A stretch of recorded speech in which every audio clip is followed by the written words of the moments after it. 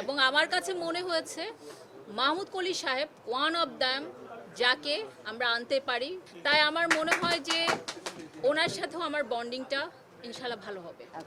আমরা আসলে পূর্ণাঙ্গ প্যানেলটাই ঘোষণা করব এবং এখানে কিছু মুখ আপনারা দেখতে পাচ্ছেন, সেই মুখগুলো অবশ্যই আমাদের সাথে কাজ করবে এবং পিছনেও কিছু মুখ দেখতে পাচ্ছেন, যত আর্টিস্ট মুখ দেখতে পাচ্ছেন এবং আমার পাশেও যিনি আছেন এবং আরও কিছু মুখ, আমরা সবগুলি আমাদের পূর্ণাঙ্গ প্যানেলটা আসলে আমার প্ল্যানিংয়েই ছিল, যেহেতু 17ই মার্চে আমাদের জাতির জনকের জন্মদিন, সেদিনেই আসলে আমার সভাপতি পদটা আমি ঘোষণা করতে চাচ্ছিলাম। সেই জন্য আমি আগে থেকে বলতেই চাইনি, আমি বারবারই আপনাদেরকে বলছিলাম যে হ্যাঁ অবশ্যই আপনাদের জন্য চমক আছে এবং আমি জানাবো। আর পূর্ণাঙ্গ প্যানেলটা আপনারা খুব শীঘ্রই জেনে যাবেন।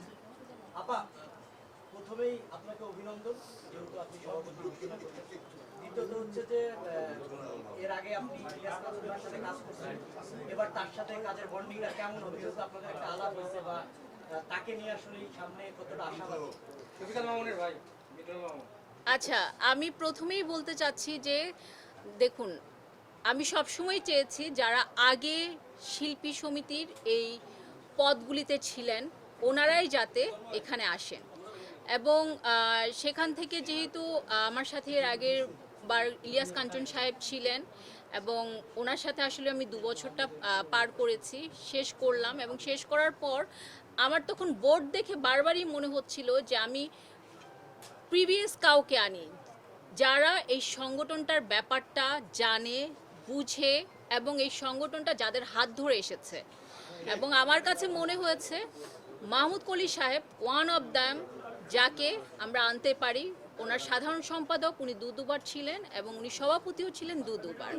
তাই আমার মনে হয় যে ওনার সাথেও আমার বন্ডিংটা ইনশাল্লাহ ভালো হবে। কলি ভাই দুইবার 4বার এখন 5বার এসেছেন, আসলে কেমন লাগছে? এই 5বারেরটা কেমন এনজয় করছেন? এনজয় কিছু নাই। থাকতেছে আপনাদের? আচ্ছা, একটা কোশ্চেন এনজয় কিছু নাই এখানে। আমি আগেই বলেছি। আচ্ছা, আর কোশ্চেন সামনে আর কি কি চমক থাকতেছে? আপনারা আগে বলেন যে আপনারা কি চমক আসলে পেয়েছেন? ওকে, ঠিক আছে।